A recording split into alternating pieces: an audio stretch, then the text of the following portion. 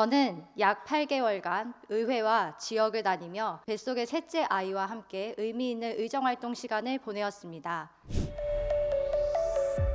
지금 대한민국 모든 국민들이 0.78이라는 숫자를 모두 기억을 하고 있는 중입니다. 혹시 이 숫자가 어떤 숫자를 의미하고 있는지 알고 계신가요? 0.78은 작년 말 그 합계 출산율이고요. 또 최근에 업데이트된 거는 지난 2분기에 0.7로 떨어졌습니다. 네, 맞습니다. 예. 그럼 0.75라는 숫자도 혹시 알고 예. 계실까요? 0.75는 금년 2분기 경기도 합계 출산율로 기억을 합니다. 네, 맞습니다. 경기도 역시 또 0.75로 현재 단 한 명의 아이도 낳지 않는 것이 현실이라고 합니다. 경기도의 경우 지난해 1월부터 6월, 그러니까 2022년도 1월에서 6월 출생아 수가 38,784명이었지만 올해는 같은 기간 36,153명에 그치면서 2,631명이 줄어든 상황입니다. 지금 사실 저출산이 심각하다는 것도 온 국민이 알고 있고 또 그에 맞는 정책이 나와야 하는 게 맞지만 사실 정책을 만들어내고 또 실효성 있는 정책이 나와야 함이 굉장히 어려운 것도 알고 있는데요. 우리 아이원더가 있지만 아직까지 크게 그 아이원더에서 나온 정책이 뚜렷하게 뭔가가 있을까요? 저희가 그 인구톡톡위원회를 2차례 열었고 이번 달에 열 계획에 있는데 그 첫 회에 제가 직접 참석하고 대단히 놀랐습니다. 그 중에서 거의 즉석에서 채택됐던 것들이 예를 들면은 우리 난임 지원, 소득 기준 폐지, 이거는 거의 뭐 즉석에서 저희가 같이 의견을 모았고요. 또 위기 임산부들 한라인 설치 같은 것도 긍정적으로 받아들여서 마치 지금 저희가 긴급복지 콜 하고 있는 것처럼 위기 임산부 콜도 만드는 등 그 얘기들을 제법 수용을 했는데 그분들이 얘기하는 실질적인 대책들을 하나하나씩 차곡차곡 실천하는 걸 쌓아나가야 되겠다 하는 점에서 아주 큰 저는 공부를 했습니다. 네, 감사합니다. 경기도에는 다계자층 연령 그리고 많은 직군들의 사람들이 함께 살아가고 있는데요. 2022년 기준 경기도의 65세 이상 어르신은 경기도 전체 인구 중 199만 2,807명입니다. 그 반면 2022년 출생아는 7만 5,500여 명으로 약 26배 정도가 차이 나는 상황인데요. 물론 출생아 수는 이제 막 태어난 갓난아기들을 산출한 것이기 때문에 기존의 아이들까지 통합하여 말씀드려야 하지만 저는 오늘 임산부와 출산 지원 정책에 대해서 말씀드리고자 65세 이상 어르신과 출생아 수만을 비교하였음을 참고 부탁드리겠습니다. 또한 2022년 기준 경기도 사망자 수와 출생아 수를 비교해 보면 3,500여 명밖에 차이가 나지 않아서 머지않아 경기도 역시 출생아 수 대비해서 사망자 수를 뛰어넘는 수가 또 오지는 않을까 우려가 되기도 합니다. 경기도와 대한민국의 여성들은 임산부가 되면 보건소 또는 행정복지기관을 방문하게 되는데요. 임산부 또는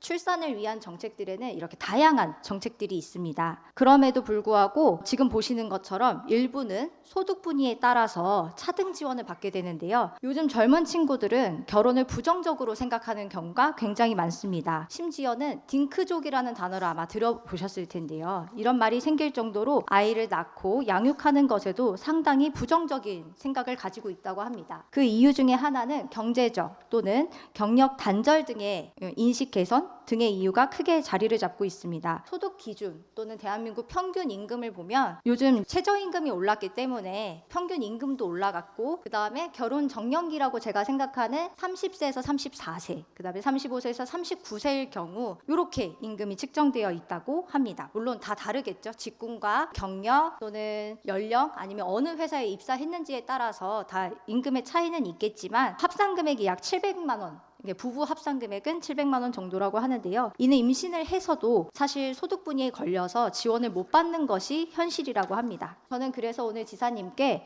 제가 만드는 용어이기도 하는데요. 뱃속 차등 지원에 대해서 말씀드리고자 합니다. 불평등 또는 불공정은 없어져야 한다라고 하지만 아직까지 우리 아이들은 엄마의 뱃속에서조차 뱃속 차등 지원을 받는 셈입니다. 과거엔 아이를 낳고 바로 밭에 나가서 일을 해야 했던 시대와는 달리 이제는 여성들이 아이를 낳으면 꼭 산후조리원 또는 산후조리를 하게 되는데요. 경기도에서 최초로 시작된 산후조리비 지급 지원이 있습니다. 이거는 사실 50만 원밖에 되지 않기 때문에 엄마들이 가고 싶어하는 산후조리원은 2주에 몇백에서부터 몇천까지 가는 경우들이 있어서 사실상 지역에서 진행되는 출산지원금을 보태어서 가는 것이 현실입니다. 그러나 둘째 아이부터 지원되는 수원, 의정부, 안성, 김포의 임산부의 경우에는 지원이 없기 때문에 첫째 아이를 낳아도 50만 원으로는 사실 갈 수가 없는 것이 현실입니다. 경기도에는 사실 가장 가성비가 좋은 산후조리원이 있죠. 일명 공공산후조리원이라고 하는데요. 이제 막 태어난 아가들에게 1시간 30분이 넘는 차량 이동은 사실 어렵습니다. 그럼에도 불구하고 포천과 여주에 있고 또 새로이 지어질 평택과 안성에 지어질 공공산후조리원은 사실 남서부권 산모들에게는 갈 수 없는 곳이기도 합니다. 저도 예약을 할 수가 없더라고요. 열심히 고민을 했지만 할 수가 없었습니다. 지사님 혹시 남서부권에도 공공산후조리원을 착공하실 계획이 있으실까요? 예, 하고 싶습니다. 하고 싶은데 장애인 잘 아시겠지만 이제 애로사항이 지금 경기도에 산후조리원이 148개가 있어요. 그중에 이제 공공이 2개, 앞으로 2개 더 낼 예정인데 신청하는 시가 지금 별로 없습니다. 장애인 계시는 거 안산시도 같은 입장인데 근데 지금 경기도 31개 시군 중에 7개는 산후조리원이 하나도 없거든요. 그래서 저희는 이 공공산후조리원에 대해서 금년에도 적극했는데 요청하는 시가 없는 게 저희가 상당히 애로사항이다 그런 말씀을 드립니다. 그래서 정부와 경기도는 사실 집에서 산후조리를 엄마들이 할 수 있도록 산모 신생아 건강관리 지원이 있습니다. 그러나 31개 시군 중 대부분의 경우 150 또는 180% 소득 분야에 따라 차등 지원되는 경우가 많기 때문에 서툰 엄마들은 오늘도 집에서 홀로 신생아를 돌보고 있는 상황입니다. 일하는 엄마, 워킹맘은 어떨까요? 맞벌이를 하지 않으면 안 되는 경제가 악화된 우리 사회에서 우리 여성들의 자리는 오늘도 위태로운 것이 사실입니다. 지사님께서는 이제 막 태어난 갓난아기를 바로 어린이집에 보내실 수 있을까요?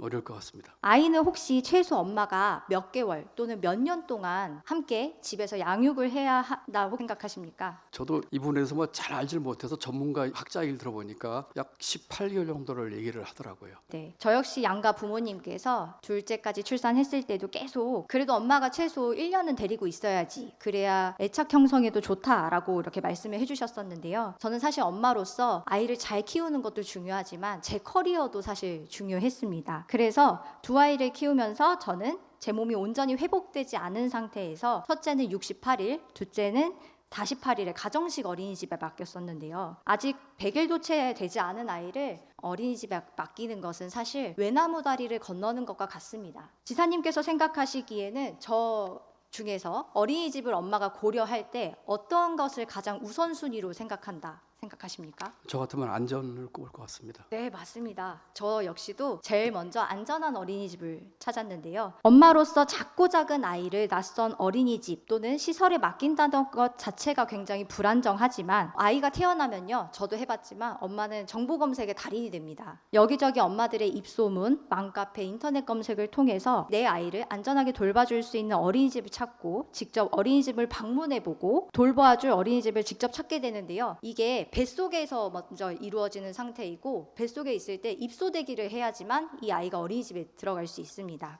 그럼에도 불구하고 저희 첫째랑 둘째 맡겼던 어린이집에 제가 셋째도 보내려고 전화를 걸었더니요.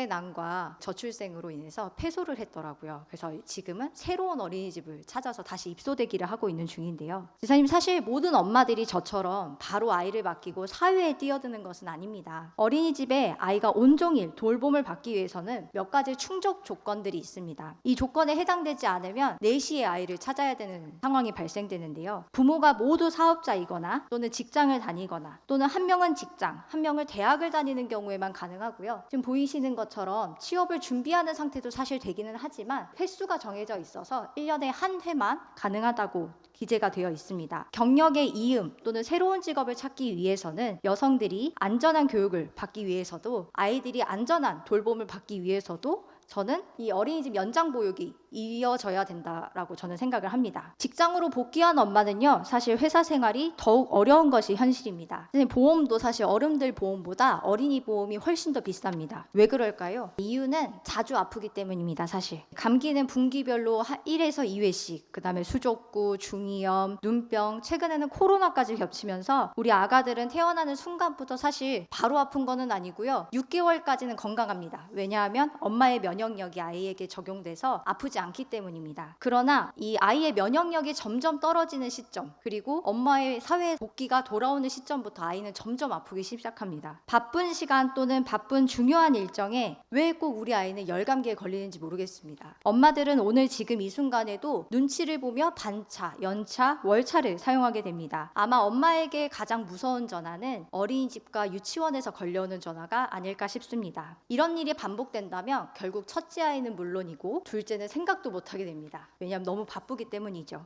최근 정부에서는 육아휴직 기간을 1년에서 1년 6개월로 늘려준다고 발표했는데요. 혹시 지사님께서는 이 부분에 대해서 어떻게 생각하십니까? 저는 뭐 긍정적인 변화라고 생각을 하고요. 다만 지금 있는 1년짜리 육아휴직도 못 쓰는 그런 직장 내지는 분위기가 많아서 그런 것도 같이 좀 해결하면서 가야 될 방향이라고 생각합니다. 제가 생각하기에는 대기업 공무원분들만 좋은 건 아닌가 싶습니다. 지금 현재 1년 육아휴직도 사실 눈치 보면서 사용하고 있고 연월차도 못 사용하고 있는 상황에서 1년 6개월을 쉬라는 건 이제 영원히 그냥 집에서 쉬라는 의미는 아닌지라는 걱정이 좀 들기도 하고요. 대한민국의 모든 사람들이 대기업에 취직하고 공무원이면 너무 좋겠지만 사실 그렇지 않은 것도 현실입니다. 저출산 지원 정책은 금전적 지원 정책이 대부분인데요. 그러나 그마저도 뱃속 차등 지원으로 인해서 지원을 받지 못하는 것이 현실입니다. 정말 돈이 많으면 돈만 있으면 아이를 키울 수 있는 것인지도 의문이 듭니다. 저출산 지원이라고 하면서 요즘은 대출과 관련돼서 아니면은 LH에서 집을 주는 그런 지원이나 정책들도 굉장히 많은데요. 저금리여도 결국 대출이기 때문에 계속 돈을 벌어야 하는 것인지 아니면 저출산이니까 아이를 임신해서 이 지원을 받는 것이 옳은 것인지 젊은 사람들은 굉장히 복잡한 상황인데요.